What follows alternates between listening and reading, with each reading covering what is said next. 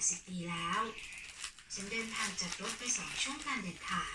เพื่อไปถึงแหล่งที่ซ่อนสมบัติ มิน ข้าวยาวขึ้นมา มินให้เฮ็ดหยังยันใส่รองเท้าบ่ได้ อ้ายถ้าใส่ให้ดีขอบใจอ้ายเด้อ เขายังได้กล่าวว่าไม่มีผู้ใดทราบจุดที่ซ่อนสมบัติมีเพียงเขาคนเดียวเท่านั้นที่รู้ และเขาเคยกล่าวไว้ว่า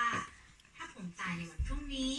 ความลับนี้ก็จะถูกฝังไปในโลงศพกับผมด้วย ทั้งอยากใส่ทั้งอยากเบิ่ง สำหรับเป็นเขาเป็นมหาเศรษฐีที่ใช้ชีวิตอย่างเงียบสงบสมัยก่อน เขาเคยขับเครื่องบินขับไล่ที่ประเทศเวียดนาม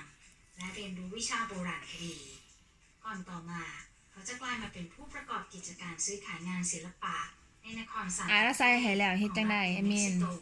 สหรัฐอเมริกา ขอบใจงาม สถานที่ที่เป็นจุดเริ่มต้นของเกมล่าขุมทรัพย์นี้ ๆใจได้อลูกเด้อเก่งเว้ยอ้ายฮักน้องนี่น้องได้ฮักอ้ายบ่กอดกันเบิ่งอันกอดกันเบิ่งอ่ะ มินกอดอ้ายเบิ่ง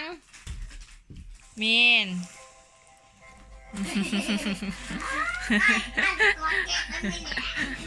ฐีสร้างเกม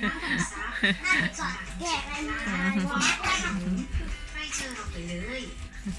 มหาเศรษฐีวัย 87 ปี บ๊ายบายเด้อ